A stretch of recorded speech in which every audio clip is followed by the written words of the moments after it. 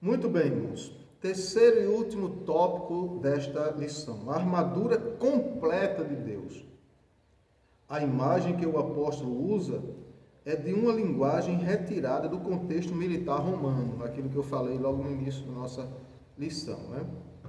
A expressão toda a armadura traduz o termo grego panoplia, que significa a armadura completa de um soldado fortemente armado. Olha só, esta expressão significa a armadura completa de um soldado fortemente armado. Então Paulo ele traz para nós este ensino.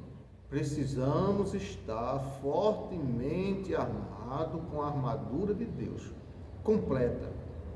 Eu só tenho capacete, viu, irmãos? Eu só sei estar com a espada do Espírito, a palavra de Deus na mão, mas esqueceu do escudo da fé para se livrar dos dardos inflamados espirituais de Satanás, né? Calçados os pés com a preparação do Evangelho da paz. Isso quer dizer estar firme, entendeu? Firme para tudo que vier. Em qualquer cenário da batalha, o crente está calçado com a preparação do Evangelho. Chega pandemia, sai pandemia, morre gente, se acaba a gente, mas o crente firme, olha, firmeza, né? Na carta, a orientação não é para usar armas próprias, mas tomar o equipamento dado por Deus. Resistir bravamente e marchar contra as potestades do ar. Você já pensou se você estivesse no início da igreja primitiva, você sendo cristão, e para a prova da sua fé, você ser lançado no Coliseu? Se rejeitar a Cristo, vive. Se não rejeitar, morre, traçado pelas feras. Precisava estar firme. Mas hoje, século 21, uma grande parte dos crentes são crentes que não aguentam a correção. Querem viver numa vida de libertinagem, de liberdade moral e de pecado, mas não querem ser corrigidos.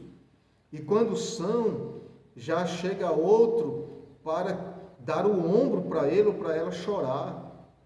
Chore porque o pastor não deveria ter feito assim. Não, a disciplina tem que estar, tem que fazer parte. A disciplina cristã não mata antes da vida, antes corrige, não é? As armas indispensáveis de defesa. Vejamos aqui uma lista de armas espirituais disponíveis aos soldados do Senhor. Primeiro, cingidos os lombos com a verdade. Retrata a peça usada para dar mobilidade ao soldado no combate. Nesse sentido, faz referência à verdade da doutrina de Cristo e à integridade do soldado. O soldado do Senhor tem que ser íntegro e falar a verdade. Jesus disse: conhecereis a verdade e a verdade vos libertará. Então, se nós somos servos da verdade, é preciso que nós andemos nesta verdade, que falemos a verdade, não mentirmos, nem usarmos de falsidade com ninguém. Vestida a couraça da justiça, trata-se de uma malha impenetrável, olha só que coisa interessante, de proteção aos órgãos vitais do soldado. Então, na armadura, tinha esta malha que era impenetrável para evitar que a espada, que a lança, que a flecha penetrasse no corpo do soldado. E Paulo usa esta expressão para dizer, olha, os seus órgãos vitais precisam estar protegidos. Sua fé precisa estar protegida. Seu coração é um órgão vital. E coração aqui no sentido espiritual fala de atitude, de conduta, de fé. de comunhão com o Senhor, ligação com Deus e com a igreja, bons frutos. E Paulo está dizendo, essas coisas têm que estar protegidas. Trata-se de uma malha impenetrável de proteção aos órgãos vitais. Refere-se à justiça de Cristo e à retidão do soldado no campo de batalha. Estamos no campo de batalha espiritual, irmãos, e precisamos estar com essa armadura de Deus. Calçados os pés na preparação do Evangelho da Paz, 6 e 15 de Efésios. Confeccionada em couro, a meia bota tinha solas cravejadas para dar estabilidade. Refere-se à firmeza que o Evangelho proporciona e à prontidão do soldado em testemunhar de Cristo. Firmeza do Evangelho. Olha, irmãos, se um irmão cair, eu caio também. Que conversa é essa? Que conversa é essa? Se a moça sair da igreja, é amiga minha, também eu vou sair. Então, sua fé é uma fé falsificada. Você não estava na igreja por Cristo, você não estava na igreja por alguém que estava. Tá certo? Se um irmão, o pastor, o presbítero, o diácono cair, eu vou cair também. Não. Seus pés têm que estar cravejados, seu sapato espiritual tem que estar cravejado, firme. Você tem que ter sustentabilidade na igreja. Você tem que estar sustentável no Evangelho. Como disse um certo pastor uma vez, pode chover canivete, pode cair lâminas, chover lâminas, mas eu não deixo o meu Jesus. Isto é um crente firmado, não é? Tomando sobretudo o escudo da fé, longo, retangular, feito de madeira e couro. O escudo protege o corpo inteiro dos dardos incendiários. Então, os soldados tinham diversos modelos de escudo, retangular, quadrado, né? Mas que protegia o corpo inteiro. Outros eram redondos, mas que protegia contra os dardos inflamados, os dardos velozes, as flechas do adversário. Paulo usa este exemplo para dizer, irmãos, nós temos que ter o escudo da fé. É o diabo lançando as setas contra você e você defendendo aqui com o escudo da fé. Olha, Satanás, eu não creio no homem, eu creio em Cristo. Minha fé está firmada em Cristo, não no homem. E assim o crente vai vencendo. Refere-se à fé inabalável em Deus, que detém a eficácia das calúnias, dúvidas e rebeliões disparadas pelo diabo. O crente está protegido com o escudo da fé. Capacete da salvação, pesado, resistente e fabricado com bronze ou ferro, eram esses escudos, né? O capacete serve de proteção para a cabeça, seu intelecto, sua inteligência, sua mente, sua alma. O capacete de Deus está protegendo você, o comando do seu corpo. Refere-se à certeza da salvação que já recebemos em Cristo e à convicção da plena salvação no último dia. 1 Tessalonicenses 5, 8, 9. Certa vez, faz muitos anos, eu vi um testemunho que um irmão deu de uma pessoa que praticou um crime, foi preso, a polícia prendeu, foi condenado, estava ali pagando a sua sentença, tinha que pagar. E numa visita de alguns irmãos naquele presídio, pregando a palavra, aquele cidadão creu, aceitou Jesus, recebeu uma Bíblia do irmão, e todo dia lia a Bíblia. E um dos presos, um dia chegou para ele e disse, quer dizer que tu és crente? E ele disse: sou. Tem certeza? Tenho. Mas depois de tudo quanto tu fizeste, e o que foi que eu fiz? E aquele cidadão, ele não era o diabo, aquele homem, mas estava fazendo justamente o que o diabo quer que faça: acusar e tirar da rota o crente. E aquele outro companheiro de cela disse: mas depois que tudo quanto tu fizesse isso, cometesse um crime, tu estuprasse, tu matasse, tu roubasse, aí agora quer dizer que tu és crente e vai para o céu, que Jesus te perdoou, que Deus perdoou assim da hora para a outra. Você está profundamente enganado. E aquele cidadão que aceitou Jesus disse: verdade. Pensou e disse: é verdade. Eu fiz tudo isso que você me disse. Tudo que você me falou, eu concordo. Eu fiz tudo isso. Mas o importante, estou aqui pagando pelos meus feitos, pelos meus atos, pelos meus crimes, mas o importante é que o meu Jesus morreu na cruz por mim, sem eu nem o conhecer. Ele morreu na cruz por mim e perdoou-me a mim tudo que eu fiz, os estupros, os crimes, o roubo. Ele me perdoou. Por isso é que eu sou dele, eu pertenço a ele, e eu sei que ele já me perdoou. A justiça humana aqui, eu tenho que pagar a pena, mas diante do Senhor eu já estou livre.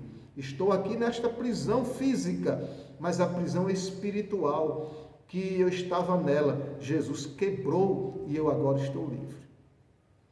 Então, irmãos, o capacete da salvação, a certeza da sua salvação. A imprescindível arma ofensiva é você também ir para cima. Finalmente, a espada do Espírito, a única arma disponível tanto para a defesa quanto para o ataque. O termo grego para ela é machaira, identificada como espada curta. Isso significa que o combate é pessoal. O enfrentamento é diário e acontece corpo a corpo.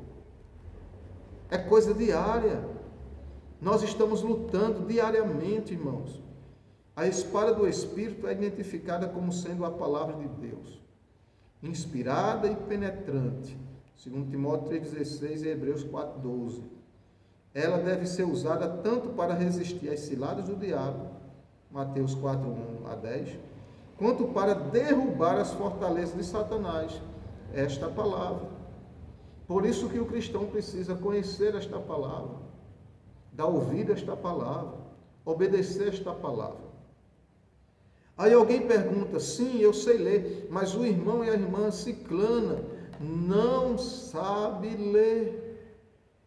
Mas ele tem 2 ouvidos para ouvir a palavra e este depósito aqui, o coração, a mente, para guardar e obedecê-la.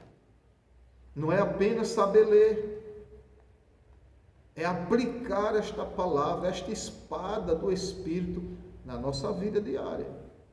E aí nós vamos vencendo. E neste vamos vencendo, chegaremos nos céus. Conclusão: a vitória da Igreja de Cristo contra as forças do mal é garantida pela sobreexcelente grandeza do poder de Deus. Os ardis de Satanás não podem ser subestimados. Porém, o reino das trevas não deve amedrontar o cristão. Os ardis de Satanás, as ciladas de Satanás, nós não devemos subestimá-las. Elas existem, mas também não é para o crente ficar amedrontado, não. O que está conosco é maior do que está no mundo.